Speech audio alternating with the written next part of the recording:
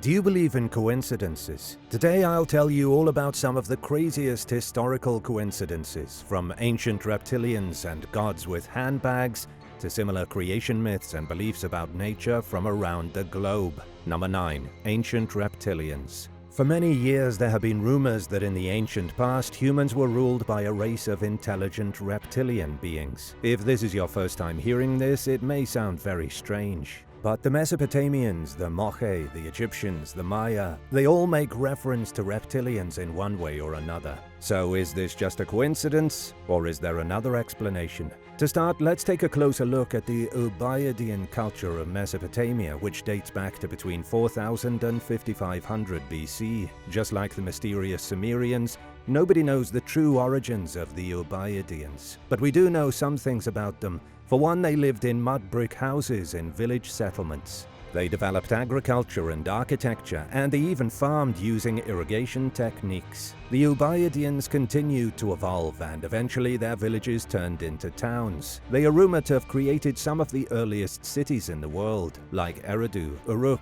and Ur.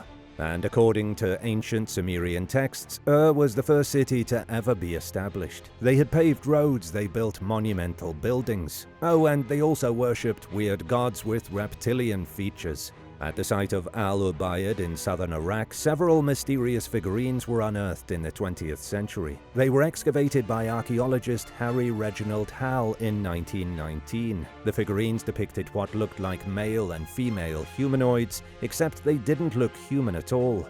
The statuettes had almond-shaped eyes, elongated heads, lizard-type noses, and slender, tapered faces. Exactly what these figurines represent is unknown, but whatever they were, they must have been important to the Ubayyadian people. Some of the statuettes appear to be holding a scepter or staff, which could be interpreted as a symbol of ruling and justice. Each Ubayyad lizard man or woman was found in a different pose, and one of the strangest of all is a female figurine holding a baby, which also has reptilian features, suckling milk. So did the Ubayyadians worship these lizard-esque beings? It's hard to know for sure, but we do know that several other ancient cultures definitely did worship reptilian gods, like the Moche.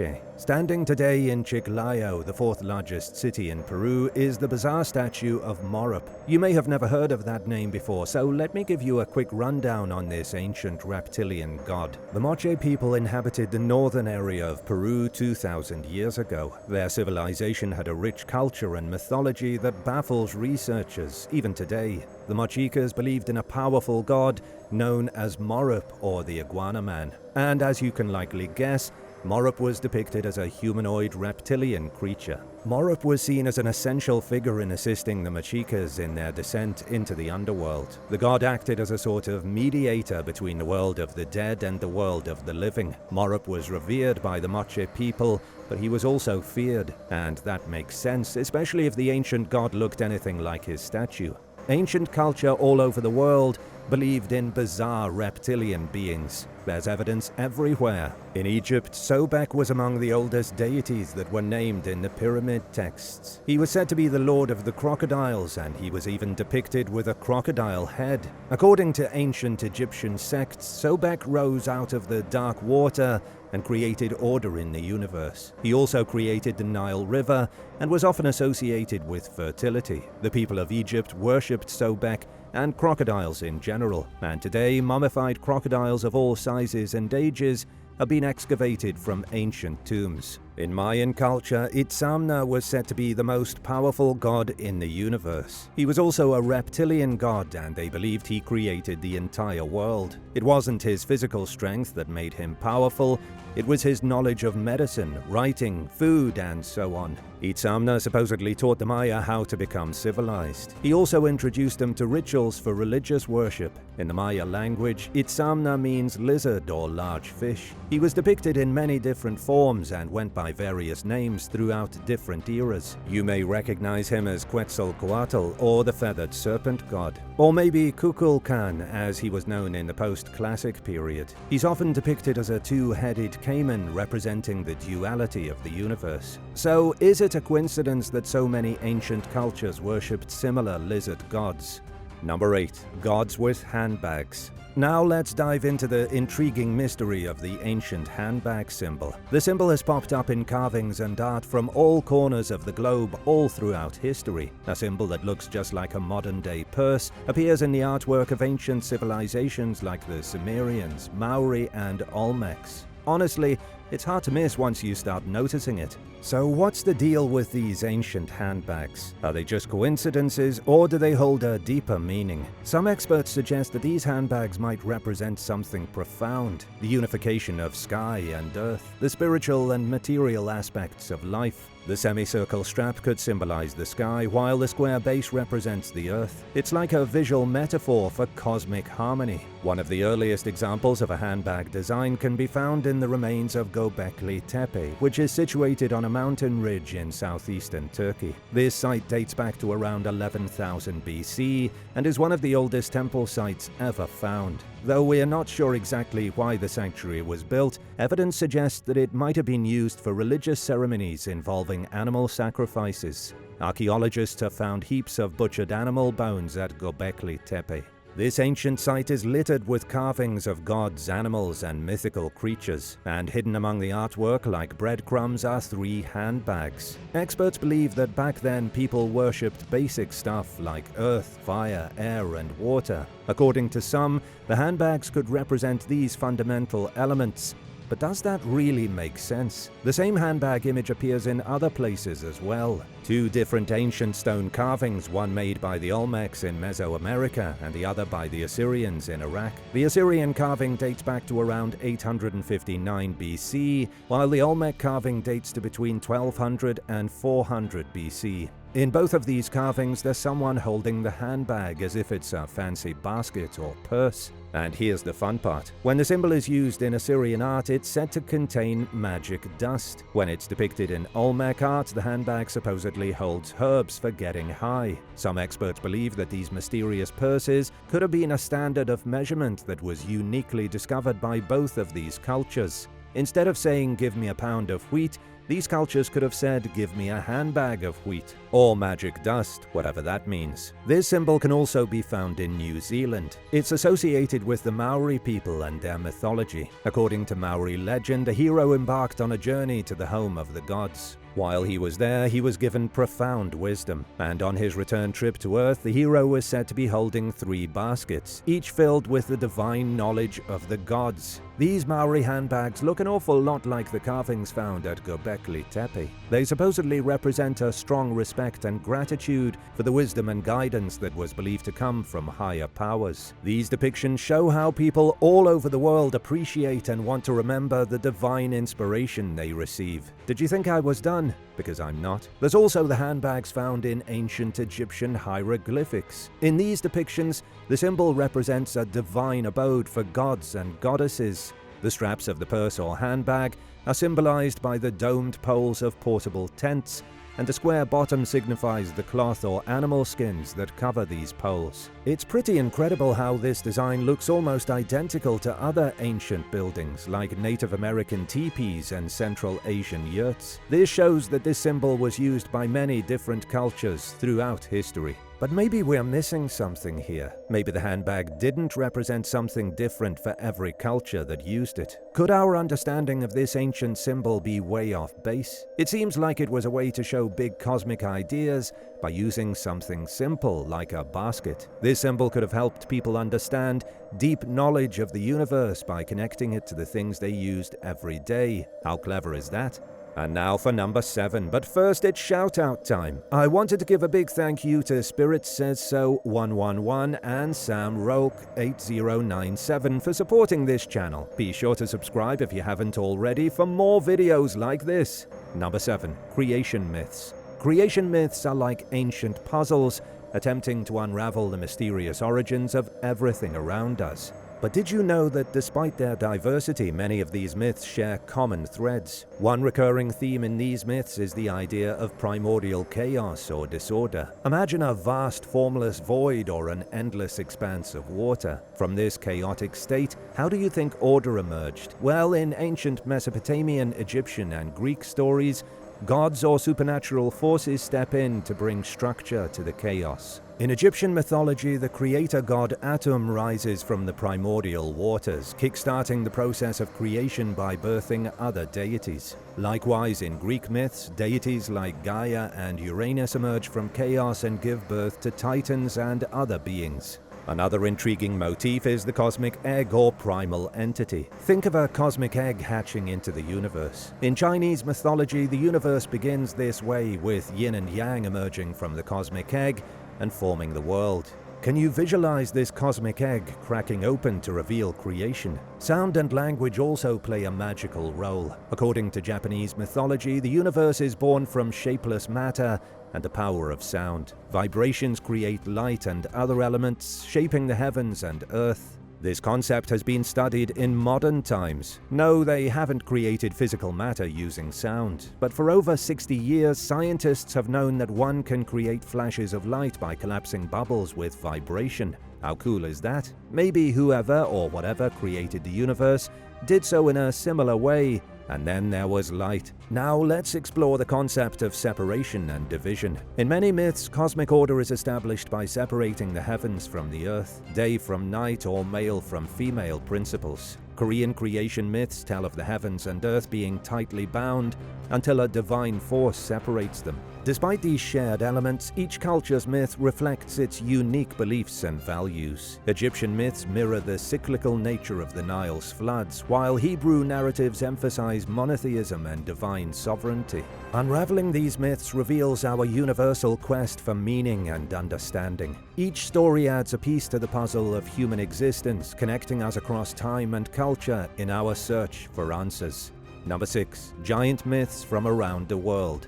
There are several creatures from ancient myths that seem to appear across various cultures, regardless of the vast distances between them. Dragons, sea monsters, and unicorns, just to name a few. But today, I'll be focusing on giants. How many ancient cultures do you think mention these humanoid behemoths? Well, there's honestly too many to count. These monumental beings have similar characteristics in almost every myth about them. Stories of giants can be found on every corner of the globe. But is there any truth to the legends? Listen to this and let me know what you think in the comments. In English and Welsh mythology, there's a group of stories that aim to connect the British Isles to the worlds of Rome and Greece. In these tales, a hero named Quirinius travels to a distant island where he finds the mythical land of Albion. Now, Albion is described as a paradise with ample food and fresh water. Quirinius was a Trojan colonizer, so he jumped at the opportunity to settle in this place. Quirinius and his men created a village in Albion, and everything seemed perfect. But everything changed when the giants attacked. Roaming around Albion was a gang of about 20 giants.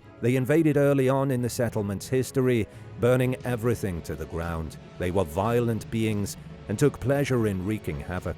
They killed and plundered and were overall a nuisance to Quirinius and his men. Most people would have just given up and moved somewhere else, but not Quirinius. The hero wanted revenge. Quirinius rallied some of the settlement's survivors, and they planned an attack. They were smaller than the giants, but they were smarter and more agile. They managed to kill every giant but one. The last one standing was called Gog-Magog. He was said to be enormous, just shy of 20 feet tall. Gog's weapon of choice was supposedly an uprooted tree that he used as a club. As the story goes, Quirinius challenges Gog-Magog to a wrestling match as he was the biggest of all his men. They duke it out, and thanks to Quirinius' superior intelligence, he somehow gets the upper hand. In the end, Quirinius throws Gog off of a nearby cliff into the treacherous sea below, and apparently giants don't know how to swim because Gog drowns. At least that's what the legend says. Now, this story may seem familiar to you. It's right on the tip of your tongue. That's right, it should remind you of the biblical tale of David and Goliath. David was nowhere near as mighty as the giant Goliath, but he dared to fight him despite his size. He then uses his superior smarts to end Goliath's life with one pebble to the noggin.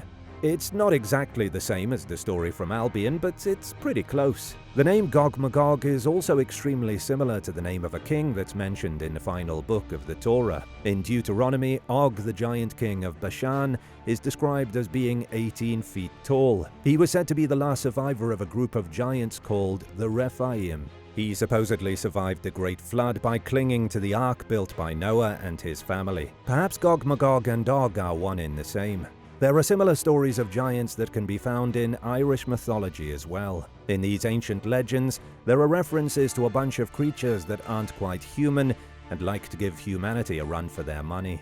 One of these tricky beings is the Fomorians, who are described as giants. Some stories claim that they clawed their way to the surface from deep underground, or they emerged from the depths of the sea. They could be stunningly beautiful or downright bizarre, looking like half-human, half-animal hybrids. The Fomorians weren't friendly. They beat humans to Ireland and decided to stay, causing all sorts of trouble. Some tales paint them as ruthless sea raiders, while others see them as anti-civilization demigods. There's even a wild version that claims they're descendants of Noah's son Ham. These hybrid giants enslaved humans and demanded a hefty tribute. They took a big chunk of everything people produced, including children. Could this be the origin story of child sacrifice? Out of this dark period came an Irish hero called Tuatha Dé. He was mighty and managed to beat those pesky Fomorians back into the sea or underground, reclaiming Ireland for humans. It's important to note that Tuatha Dé may also reference a tribe of gods, not just a singular individual. The Tuatha Dé, according to Irish mythology, were a supernatural race that dwelled in the land of the gods, the otherworld. But they would sometimes interact with humans and the human world whenever they felt obliged to do so. Then in Norse tradition, there's a mention of a group called the Jotun, which translates to ice giants. Like the Fomorians, the Jotun supposedly predated man and caused trouble for early humans. Many of them are described as being huge in stature. They are sometimes described as being hideous monstrosities, but other times they're described as being beautiful. According to legend, the Jotun were born from the blood of Ymir, a primordial giant that's linked to the Norse creation myth. It's sort of similar to how the Nephilim from the Bible were created, from the union between fallen angels and human women. The Jotun were enemies of the Norse gods. They were said to be as wise as they were brutish, but other than that, these giants are a fairly mysterious bunch. I could go on and on about different cultures and their myths involving giants. What do you think? Is there truth buried in the legends? Let me know if you would like a whole video dedicated to this topic in the future. UFO artwork.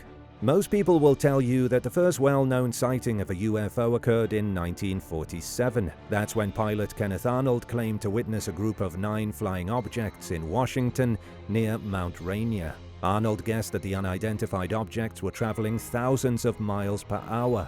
He said they skipped like saucers on water, and in the account of his sighting in the newspaper that followed, the objects were mistakenly described as being saucer-shaped. And that's where the term flying saucer comes from. That same year, the famous Roswell incident happened in New Mexico. But in truth, people have seen UFOs in the sky for millennia. In fact, they have been depicted in artwork as far back as 10,000 years. In Chhattisgarh, India, rock paintings can be found in caves underneath the villages of Chandeli and Gotitola. The rock paintings seem to resemble UFOs shown in alien movies. The pictures are of bizarre crafts with fan-like antennae and 3 legs. Some locals in the region even worship these paintings. They recall stories passed down by their ancestors that speak of a mysterious group called the Rohela people, or the small-sized ones. This group would supposedly come from the sky in round flying objects and would basically kidnap a person or two from nearby villages, and those people never returned.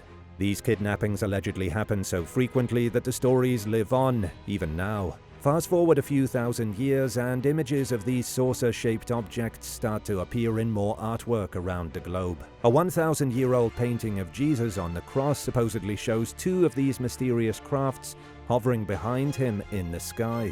The flying vehicles aren't the main focus of the piece of art, but modern viewers of the painting can't help but notice them. The painting is hung on the wall of the Svetitskovely Cathedral in Georgia. The artist of this mural is unknown, but it has still caught a lot of people's attention. Take a look at this painting and tell me what you see. The image taken from Wikimedia Commons.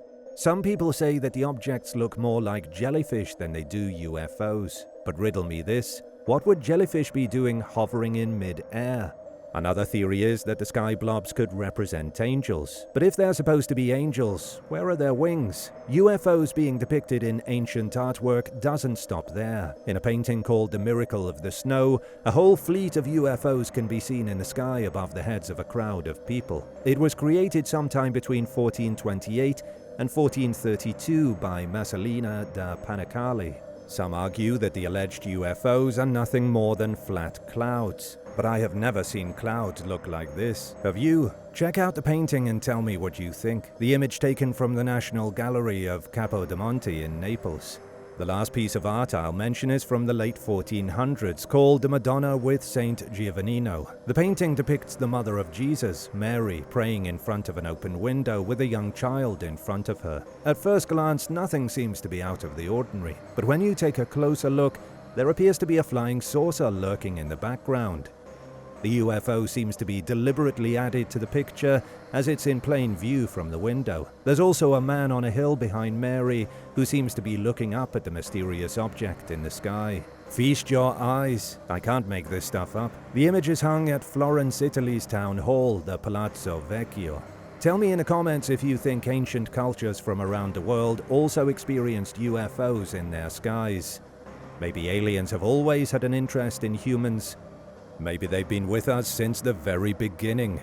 The Seven Sisters, the oldest story in the world. Now let's explore the fascinating connections between different cultures and their stories about the Pleiades, also known as the Seven Sisters, a beautiful group of stars in the Taurus constellation. Ancient and modern civilizations alike have looked up at the night sky, mesmerized by the beauty of the Pleiades. And despite there being more than 7 stars in the cluster, many cultures around the world refer to them as the Seven Sisters, 7 maidens, or 7 little girls. This unique way of naming the stars has puzzled scientists and storytellers alike. So why do so many cultures choose to focus on these particular stars and assign them such similar names? One of the most fascinating aspects of Pleiades mythology is the similarities found in the tales about these stars throughout various cultures. For example, in Greek mythology, the Pleiades were believed to be 7 sisters, daughters of the Titan Atlas and the sea nymph Pleione. The sisters caught the eye of Orion the hunter, who pursued them across the sky. Eventually, though, Zeus transformed the sisters into stars to protect them from Orion's relentless pursuit. But why did the ancient Greeks see the Pleiades as sisters fleeing from Orion? The answer isn't clear, but the Aboriginals did the same thing. Across the globe in indigenous Australian mythology, there are striking parallels. Aboriginal groups have stories that describe the Pleiades as 7 sisters fleeing from a different version of Orion, who's often portrayed as, drumroll please, a hunter. These tales highlight the shared human experience of observing and interpreting the night sky, regardless of geographical location or cultural background. So, how did these distant cultures develop such similar narratives about the Pleiades and Orion? Astrophysicist Ray Norris, who has extensively studied indigenous Australian sky stories, noticed these intriguing connections. He suggests that the similarities in Pleiades myths between distant cultures may stem from a shared origin story dating back nearly 100,000 years. He believes it could have originated from ancient human migrations out of Africa, and if that's the case, the story of the 7 sisters could be the oldest story ever told.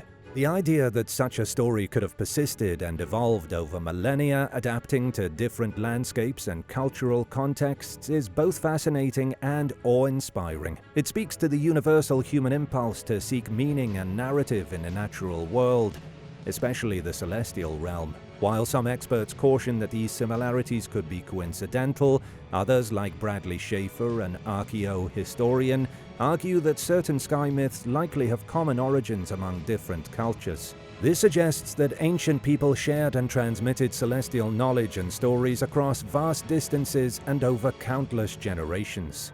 Why are pyramids everywhere? Pyramids are everywhere. From the deserts of Egypt to the jungles of Mesoamerica, these striking structures have popped up in various cultures throughout history. But why did these diverse civilizations, spread across time and space, all choose this unique architectural form? A pyramid is a massive structure with a square or triangular base and sloping sides that meet at the top. While the iconic image is a smooth-sided pyramid, others, like those in Mesopotamia or Mesoamerica, have stepped designs. Some have flat tops while others end in points or small temples. But what's fascinating is that despite these differences, they all share that distinctive pyramid shape. So what's the deal with pyramids? These monumental constructions served different purposes in each society. They were often tombs for rulers, temples for gods, or centers for important rituals and ceremonies. Essentially, pyramids acted as links between the earthly and the divine, with their towering heights symbolizing a connection between humans and the heavens. Before the Egyptian pyramids, ancient Mesopotamian civilizations were already into pyramid-like structures called ziggurats. These stepped pyramids were key in religious life, acting as city centers and housing temples at the top. Made from mud brick, they were a bit less durable than the Egyptian ones, but they were still awe-inspiring. Speaking of Egypt, those pyramids are legendary. They evolved from the first step pyramid to the smooth-sided wonders we know today. They were built as elaborate tombs for pharaohs, filled with mortuary temples and smaller pyramids. Egyptians believed that they helped pharaohs reach the afterlife. Mesoamerican cultures like the Maya and Aztec had their own spin on pyramids. These stepped wonders served as religious and civic hubs and were often part of larger city complexes. The Aztecs even built a double staircase pyramid dedicated to two gods. Even outside Egypt and Mesoamerica, pyramids popped up. In Nubia, modern Sudan, they built smaller, steeper pyramids as tombs for rulers. In Rome, China, and beyond, there were pyramid-like structures showcasing humanity's shared fascination with this shape. So, why did so many cultures embrace pyramids? Some think it's because the pyramid's stability and symbolic power made it a natural choice. Each culture added its own twist, but all of them saw pyramids as a way to bridge the earthly and the divine. While some people love to imagine that aliens built these marvels, the truth is, we don't know if they had a hand in it or not. We do know that pyramids stand as a testament of human creativity, ingenuity, and spiritual beliefs. Pyramids are a global phenomenon that connects us to our ancient past, showing our shared fascination with reaching for the stars. Literally. Beliefs about nature. Ancient cultures offer a wealth of wisdom about our connection with nature, something we often overlook in modern times. Imagine a world where nature wasn't an obstacle to overcome, but a partner to cherish and protect. One powerful lesson from ancient cultures is the idea of interdependence. They saw humans as part of a vast, interconnected web of life where nature wasn't just a backdrop, but an essential collaborator. Isn't that beautiful? Native American tribes like the Lakota believed in this interconnectedness, treating plants, animals, and rivers as family. They celebrated nature through rituals that honored its role in their lives. Even in ancient Greece, nature was revered as a source of renewal and inspiration. The god Pan embodied the wildness and fertility of the natural world. Greeks believed that being in nature sparked creativity and personal growth, unlike our modern view of conquering and exploiting nature. Modern society often sees nature as a resource to exploit, leading to pollution and climate change. But we can shift our mindset by embracing interdependence. Like the Lakota, we can see ourselves as caretakers of nature, responsible for its balance and well-being. Another lesson from ancient cultures is the importance of studying and respecting nature. Maya farmers understood crop rotation and water management, while Chinese medicine relied on natural remedies for healing. They knew that a healthy environment meant a healthy society. Today, we've lost touch with nature's rhythms. We rely too much on technology and urban living. We're disconnected from the natural world. But by studying ancient cultures, we can reclaim this wisdom by studying nature's cycles and adopting sustainable practices for a healthier future. Cultures of the distant past valued intentional experiences in nature for personal and spiritual renewal. In Japan, forest bathing is a mindful practice that reduces stress and boosts immunity. Aboriginal Australians shared dreamtime stories that connected their lives with the environment. So, what can we learn from these ancient perspectives, and how can they guide us today? In modern life, we often neglect these experiences, but they're essential for our well-being. Research shows that time in nature improves mental and physical health. By prioritizing these experiences, we may be able to restore our bond with nature and live more balanced lives. Our ancient ancestors all held similar beliefs about renewing nature. So what exactly happened that made us forget our roots? Pun intended. Presidents Lincoln and Kennedy. Now we're going to switch gears a bit here, but stick with me because you're not going to want to miss this. Two US presidents have so many similarities between them that it's almost impossible to ignore. When you start comparing the lives and deaths of Presidents Lincoln and Kennedy, it's like diving into a pool of bizarre coincidences. It's almost like someone was playing a wild game of connect the dots with history. Lincoln and Kennedy were both elected to the highest office in the land in years ending with 60. 1860 for Lincoln and exactly 100 years later in 1960 for Kennedy. Spooky, right? Oh, and they both have 7 letters in their names. Now let's talk about the day they met their fate. Both presidents were shot on a Friday right before a holiday. And guess what? Their wives were right by their side when it happened. In each case, though, the women were left unharmed. But wait, there's more. Both Lincoln and Kennedy were deeply involved in civil rights issues, and they both faced challenges when people questioned if their elections were valid or legal. Now here's where it gets really weird. President Kennedy had a secretary named Lincoln who actually warned him not to go to Dallas, where he was shot and killed. President Lincoln had a secretary named Kennedy who also warned him about heading to the theater. It's almost like their secretaries were part of some cosmic conspiracy. And get this, both of their successors were named Johnson, Andrew Johnson and Lyndon B. Johnson. Now let's talk about the assassins. Booth and Oswald, both Southerners with unpopular ideas, carried out their sinister acts in strangely similar ways. Booth shot Lincoln in a theater and then hid in a warehouse, while Oswald shot Kennedy from a warehouse and then sought refuge in a theater. What the heck? It's all so bizarre, isn't it? But is it coincidence or fate? Who knows? As scholar D.W. Allen once said, coincidence is chance stumbling more than once in the same place. What do you think about all of these historical coincidences? Let me know what you think in the comments down below. And while you're at it, leave a like on this video and be sure to subscribe if you haven't already. Thank you so much for watching, and I hope to see you in the next one. Bye.